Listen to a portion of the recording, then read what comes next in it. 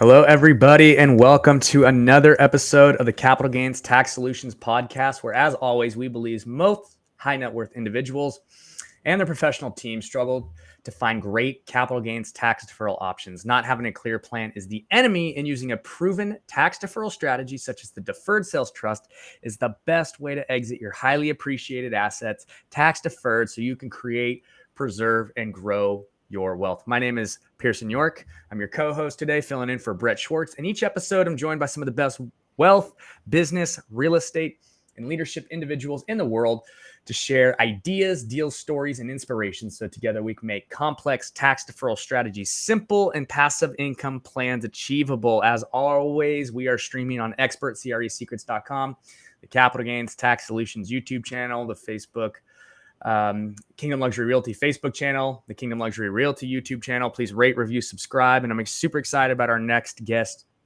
He does self-storage and self-storage only for the last 17 years, has built up quite a significant portfolio. Scott Myers, how you doing? Pearson, I'm doing fantastic. How about yourself?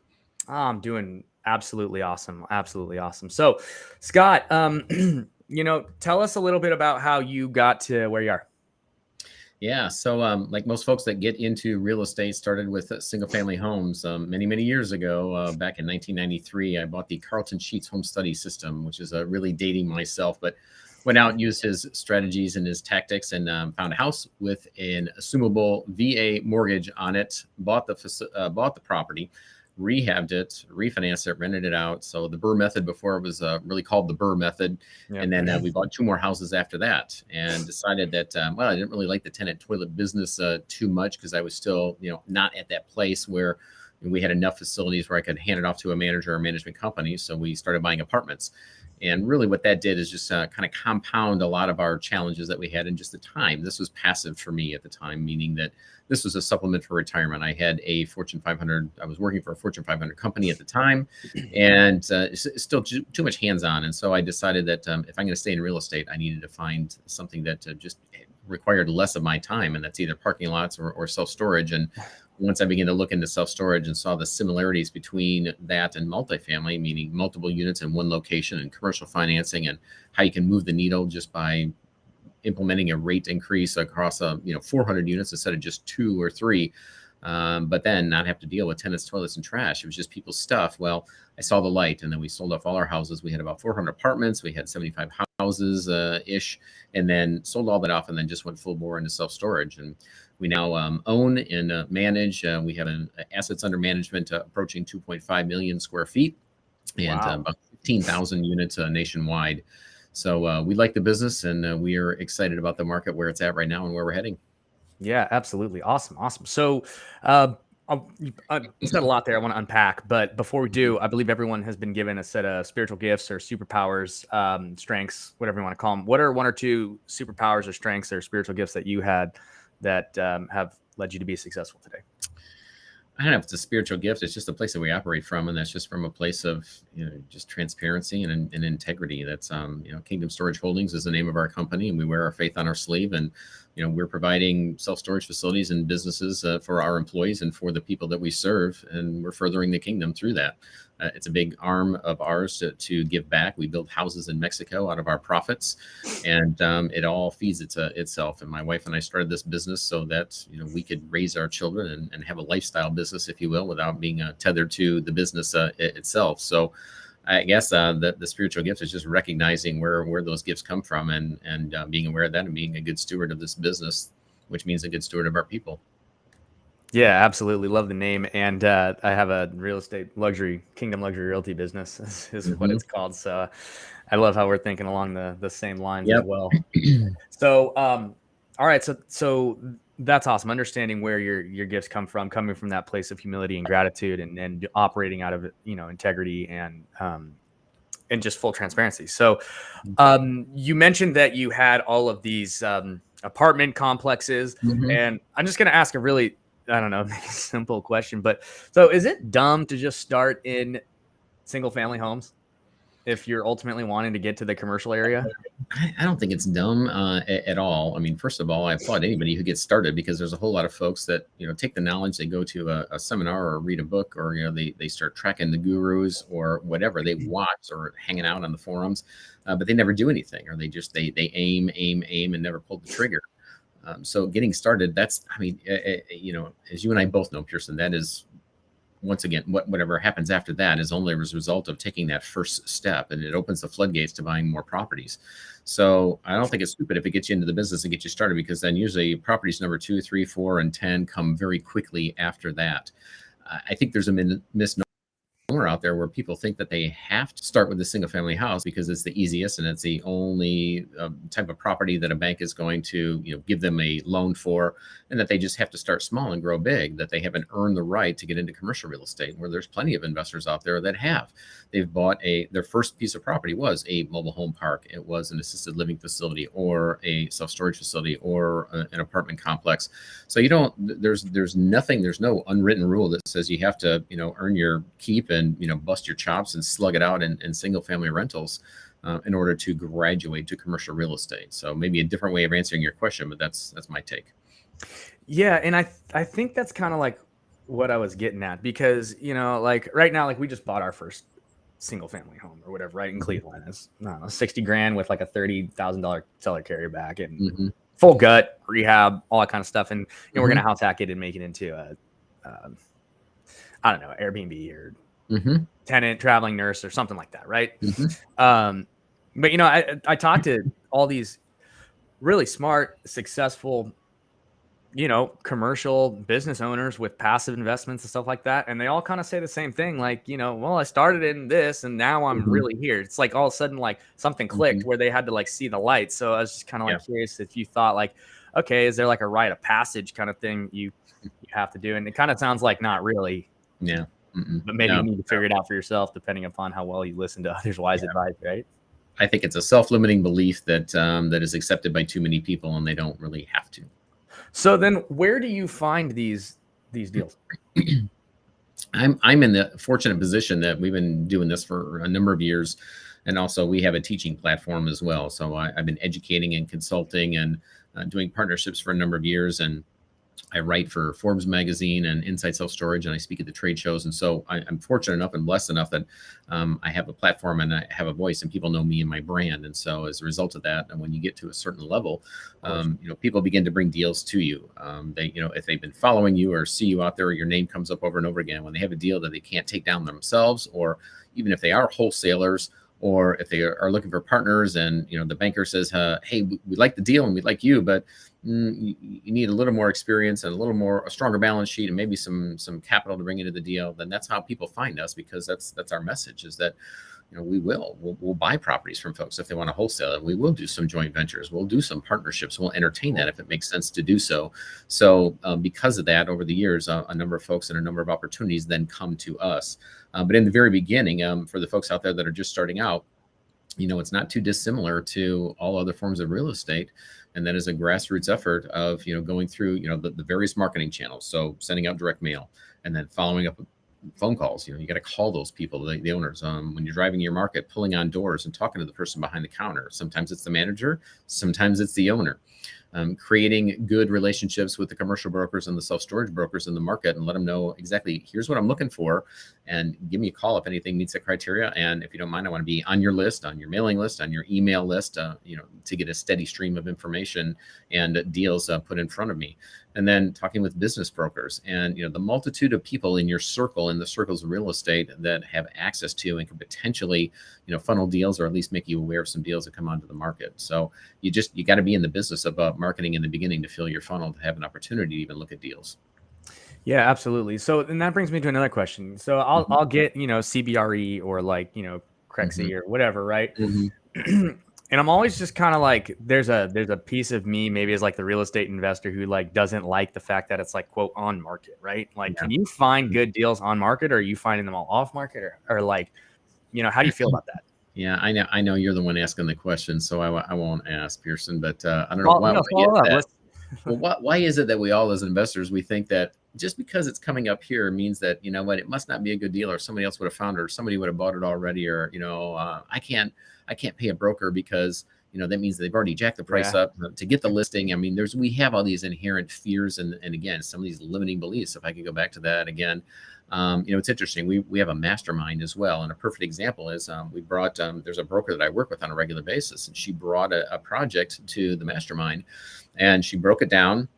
It was off market because it hadn't been listed yet. She knows better than to come into my room and give, deals that are on market, but she had some, previews of projects, and nobody came up to her afterwards except for one person. And that person took the deal down and made a whole lot of money. And for the rest of the folks, I'm just like, what is wrong with you? So I think there's something in the human psyche that we're naturally skeptical. So, and to that degree, we feel as if the low hanging fruit is gone, and the deals aren't just out there at the self-storage store, and you can just walk in, drive in, walk up, open the door, and pull one off the count, off the shelf, put it on the counter and buy it, because it won't be a good deal. You're overpaying for it. Deals, low hanging fruit, good, solid, strong deals aren't just out there for the picking. But you know what? I would argue that they never have been, Pearson. Deals are made, they're not found. And it is up to you in your underwriting, like any other form of commercial real estate, is to say, here's the price and here's where it is now, but where can I take it? So a good deal to one person may not be good to another. If you've got a solid deal at a decent cap rate, and it's cash flowing and it's occupied and rates are at the top of the market, it's turnkey and you can step in and the bank's going to finance it. Debt service coverage ratio, everything's in line, and your cash on cash you're happy with. That's one. That's one deal, and that's that works perfect for passive investors or some other folks that don't want to be that active. But for you and I, we're in the trenches. We're just like, that's a crappy deal. Anybody could do that. I want the 2x, I want the 3x return, and I want the ugliest thing possible. I want to do the full gut on it, and I'm going to turn it around, and and I'm going to take it from here to here, not just from here to here. So beauty's in the eye of the beholder. There's an internal return for everybody. They have an intrinsic value that they place on a deal that's different for everyone. So, something that you may look at that is listed, other folks might gloss over it, but then when you pull it down and look at the underwriting, it's just like, but what everybody missed, it may be a low cap rate, but what they didn't recognize is it's only 50% occupied, and there's another acre to build more storage units on the back. And so I can get a 3x out of this. I just need to do the heavy lifting. And that's what we do. So again, another long answer to your question, but they're out there, and the easy deals aren't there to just be picked up. Deals are made, not found. I love that. Deals are made, not found. That's a fantastic quote. I'm gonna start stealing it. I'll TM Scott Myers over there. Everybody. Fantastic. So, all right. So then you also mentioned that getting into converting from multifamily to tenants, traps, and liabilities, into self-storage, right? You liquidated. So since this is a tax, podcast, let's talk about it. So how did you handle the tax flow versus cash flow? And what was kind of like your the tax solution there that you were facing? Yeah, the tax solution on the single family side wasn't pretty. There was no solution. We sucked it up and took our medicine, unfortunately. There just wasn't an exit, because we were selling them off in tranches. And there wasn't there was a way, there just wasn't a vehicle that we had identified in which we could then go buy a self-storage facility after that. Now, when we exited our apartments, we did a 1031. Not familiar, had not met Brett Swartz, not familiar with the DST prior to that. Wish we had. But we did use a 1031 to go into those projects on our own. I'm so thankful, and I don't know if this is the direction we want to head or not, but we syndicate now a lot of projects. There's only so many we can do on our own with our own cash, and the 1031 works beautifully for that. However, when it comes to our syndicated projects, it's not so easy, and that's how the DST has come into play, and that's how we found Brett. And so been at this a number of years, and far too many years into this before I was able to find that strategy and meet up with you folks. But that is the avenue that we're going now with our syndicated projects and also with our fund. Yeah, awesome. So that brings me to one of our capstone questions, which is what has been your biggest frustration with the capital gains tax as it pertains to the 1031? Yeah, that's it. Either sucking it up and paying it if we can't identify something.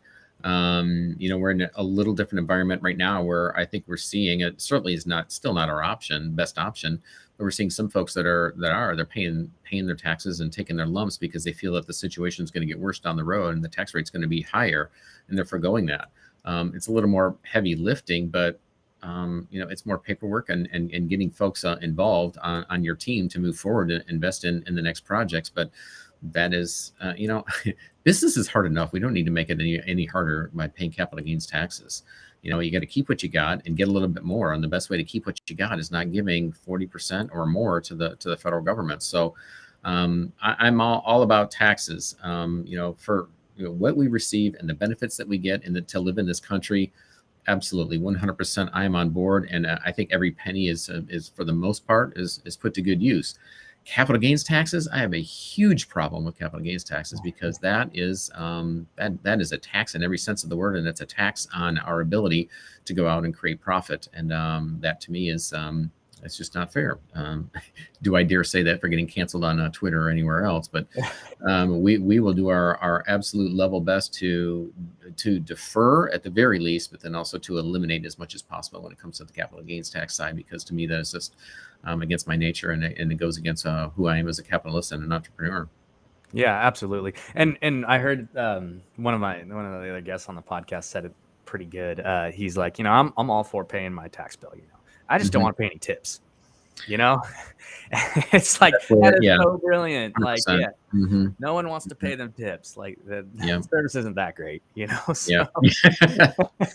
Yep. All right. So now we both got a couple of statements that we can take with us after this podcast person. Yeah. No, definitely. So, well, that's awesome. So now how are you guys using the deferred sales trust as it relates to your syndications from now on?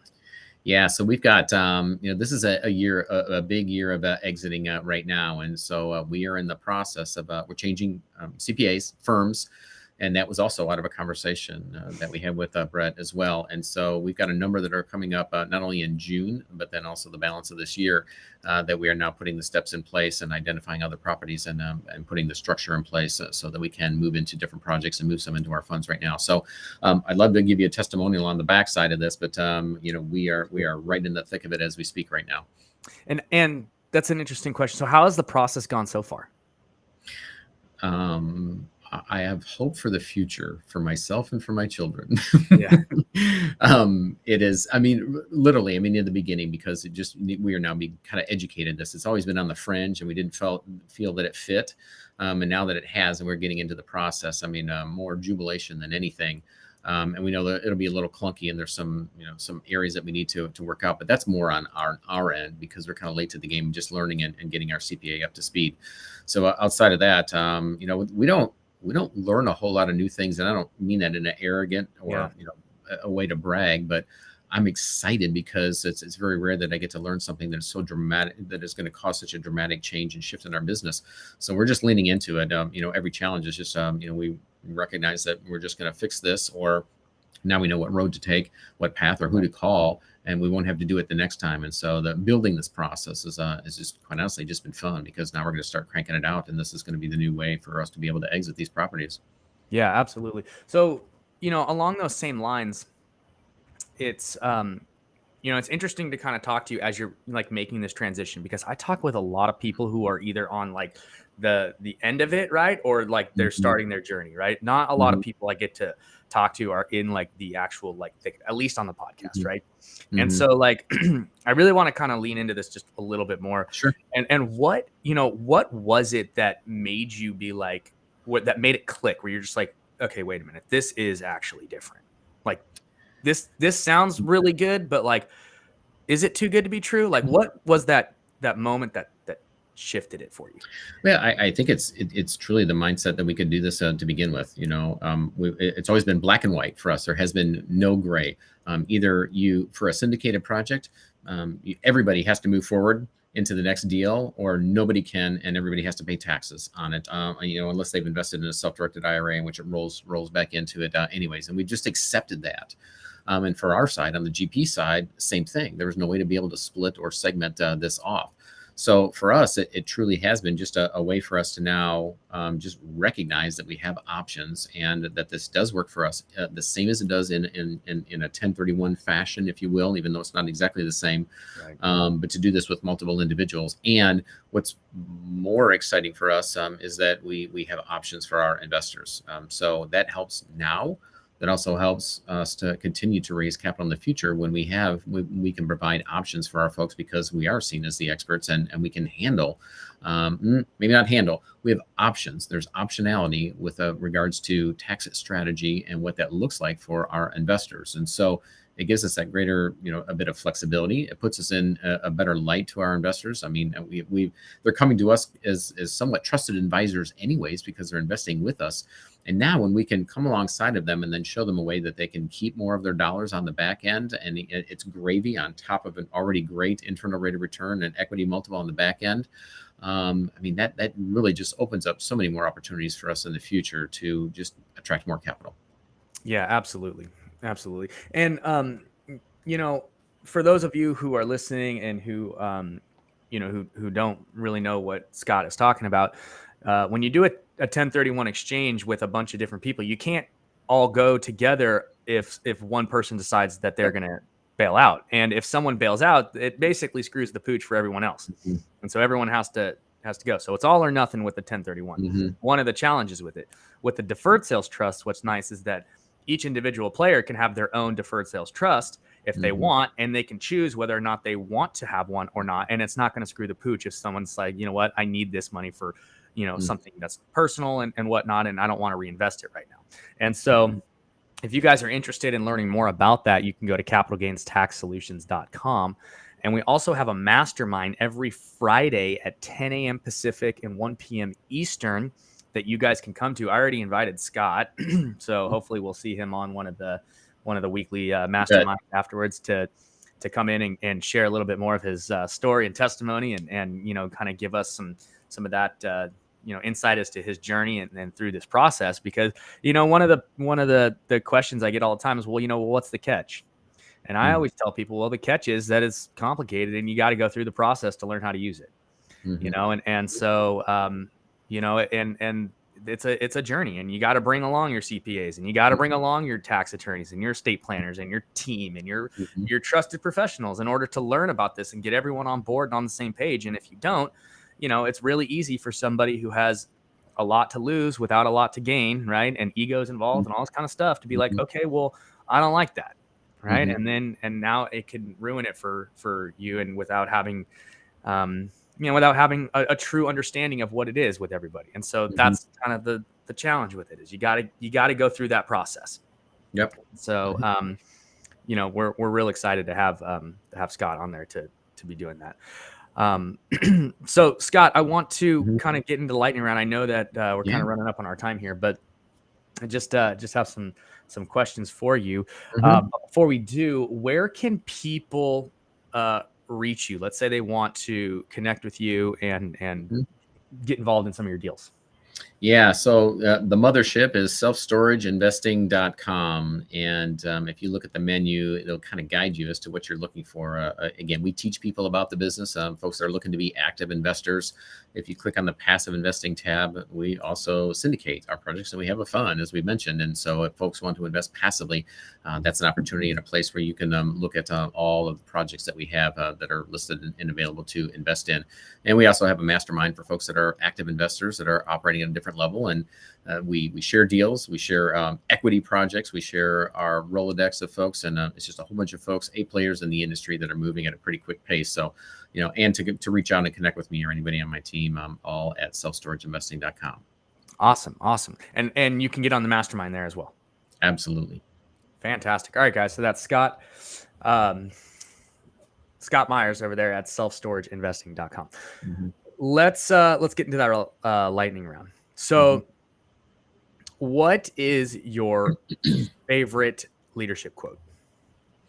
Favorite leadership quote? You can't do it all. I mean, literally, you can't do it all. And I have to remind myself of that all the time. And so that is Seth Godin. And, just talking about delegation and, who, not how. And now we all know Mr. Keller and, the other folks that have adhered to that as well. And so once you recognize and realize that you can't do it all as much as you'd like to think so, and you begin to delegate and give up that control, that has helped me immensely. For those of us, and maybe it's a little presumptuous that they have an issue with control, you just realize you can't do it all, and you just need to start delegating. Yeah, absolutely. What's your favorite book? Traction. by Gino Wickman. I've gifted that more than any other book, and that has changed our organization more dramatically than anything else. And outside of that, or even above that, is the Bible. It's a fantastic book. If you haven't read it, anything you need to know about business, marriage, finances, everything is in there, and everything else since then has been written from it. Yeah, absolutely. And that's just the instruction book for life. So Yep. we're done. If you guys need help with your lives, go read the Bible.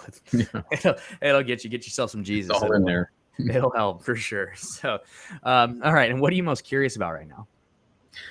Oh, I guess anxious to see. And, we've we think that we know, or at least we've got a pretty good handle on where we're heading in terms of, the recession. We're in this inflationary period. We're calling it a bear market right now. Even if everybody else is, we're seeing it. We're seeing less offers on our facilities right now. Interest rates going up, and there's people that are changing, banks that are retreating a little bit. And so I'm just curious to see exactly what this is going to look like. We've got some very aggressive interest rate hikes, and I just don't know to what degree that's going to affect the sales that we have planned for this year, the cap rates, and how soon they're going to change along with that. And then for our projects in which we're buying and doing developments, what the banks are going to do with regards to funding. We just, last time around when Lehman Brothers fell in 2008, that was like musical chairs, and there was immediate, the music stopped and everything stopped. And I'm just curious to see if there's going to be anything that causes that, if the war gets ramped up, if all of a sudden consumer confidence goes, in the toilet quickly, and then everything shuts down. How fast is the market going to turn? Is it going to be gradual, or is it going to fall off a cliff like we did back then? Yeah, I have no idea. And I ask every single person. I'm curious about. Yeah, me too. I think everyone is on pins and needles on that one, and everyone's crystal ball seems to be broken. So absolutely, yeah. If you can find somebody whose works, let me know, because mine's in the shop. I don't even know where the shop is anymore. I don't even think I have one anymore. I gave it away. It wasn't working. So interesting. All right. Well, Scott, thanks again, man. Any parting words? Oh gosh, guys. I think no matter where we're at right now, when times are good, there's people that are promoting fear to investors that say, well, all the good deals are gone, and you can't right now. You're too late to the game. Train's left the station. And people are going to hear what you and I just said, Pearson. They're going to be afraid of interest rates, and banks are going to shut down. I'm going to be in the middle of a project. I'm going to lose my earnest money. Guys, this is for us. This is our last, call it my last opportunity, at least the way I see it, is the next 3 to 4 years during this recession, maybe 5. We're going to be buying everything possible. So this is a big land grab for me, and this will be my last go around. And we're going to amass a huge portfolio, as much as we get our hands on. Developments, abandoned development projects. When we know that what hits the fan, we're going to find some properties where people can't refinance because the LTVs are too low now with the banks, and they had too high of an LTV and they didn't create value. We're going to be snatching up properties, all those opportunities that I missed out on in 2008 and 2009 because I didn't have enough capital and I didn't have enough lending partners and also staff to go out and do this. Well, we've got a whole lot of capital now, and we've got access to more of it, and we're going to attract more of it because of the DST. And we have the ability to go take down a lot of properties right now. And so we are actually, when there's a fire in the building, everybody's running out, and we are the ones that are absolutely running in full bore right now. And so we are we've got a huge appetite. We're going to be buying a lot, and then 3, 4, or 5 years from now, we're going to be selling it all off at the height again. And then I will sail off into the sunset. So if you can learn anything from watching us, just watch what we're doing. Go over to selfstorageinvesting.com and just follow us and see what we're doing. But at the end of the day, don't get scared by what all the fear that everybody else is creating. You make money in any investment, and yes, that includes real estate, when you buy. And pretty soon things are going to be on sale in a big way. So get your capital ready, get your lending partners ready, and go out and deploy. Awesome. Thanks, Scott, so much for just your wisdom and just your time on the podcast. I really enjoyed it. Got a ton of value. And thanks again, everybody, for listening to another episode of the Capital Gains Tax Solutions podcast. As always, we believe most high net worth individuals and those who help them struggle with clarifying their capital gains tax deferral options, not having a clear plan as the enemy, and using a proven tax deferral strategy such as the deferred sales trust is the best way to exit highly appreciated assets so you can create, preserve, and grow your wealth. Please rate, review, and subscribe, guys, and we will see you on the next one. Have a good one.